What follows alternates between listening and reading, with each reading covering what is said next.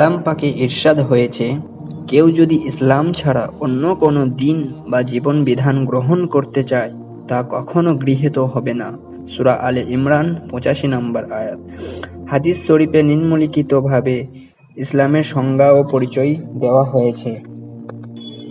রাসূল সাল্লাল্লাহু আলাইহি ওয়াসাল্লাম বলেছেন, ইসলাম হলো আল্লাহ ছাড়া আর কোনো ইলাহা নেই এবং মুহাম্মদ সাল্লাল্লাহু আলাইহি ওয়াসাল্লাম আল্লাহর রাসূল বলে সাক্ষ্য দেওয়া, নামাজ কায়েম করা, যাকাত আদায় করা, রমজানের রোজা রাখা এবং বাইতুল্লাহ শরীফে হজ আদায় করা যদি সামর্থ্য থাকে। বুখারী ও মুসলিম।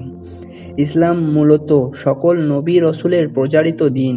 হযরত আদম আলাইহিস সালাম থেকে আরম্ভ করে শেষ নবী হযরত মুহাম্মদ সাল্লাল্লাহু আলাইহি ওয়াসাল্লাম পর্যন্ত এ দুনিয়ায় যত রসুল এসেছেন তারা সকলেই মানুষকে ইসলামের দিকে আহ্বান করেছেন এবং এর আলোকেই আপন আপন উম্মতকে গড়ে তুলেছেন।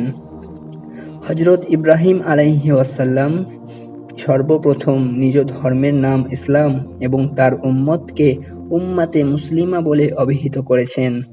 পবিত্র কোরআনে ইরশাদ হয়েছে, হে আমাদের রব, আমাদের উভয়কে মুসলিম বানাও এবং আমাদের বংশধর হতেও তোমার এক অনুগত উম্মত বানাও। সূরা বাকারা ১২৮ নম্বর আয়াত। হযরত ইব্রাহিম আলাইহিস সালাম তার সন্তানদের বলে গেছেন, মুসলিম না হয়ে তোমরা কেউ মৃত্যুবরণ করো না। সূরা বাকারা ১৩২ নম্বর আয়াত। হযরত ইব্রাহিম আলাইহিস সালাম সর্বজ্ঞ উম্মতে মুহাম্মাদীকে এ নামে অভিহিত করেছেন।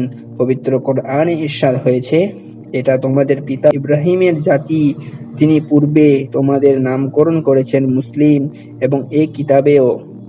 বস্তুত নবী রসুলদের প্রচারিত দিনে মৌলিক কোনো পার্থক্য ছিল না, তবে প্রত্যেকের শরিয়াত ছিল পৃথক পৃথক। পবিত্র কোরআনে ইরশাদ হয়েছে, আমি তোমাদের প্রত্যেকের জন্য শরিয়াত ও সুস্পষ্ট পথ নির্ধারণ করেছি। সূরা মাইদা।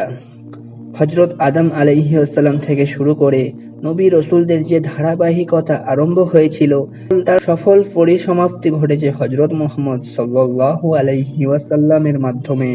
তিনি আখেরি নবী, তারপর আর কোনো নবী রসুল আগমন করবেন না। তার আগমনে পূর্ববর্তী সমস্ত শরিয়াত স্থগিত হয়ে গেছে।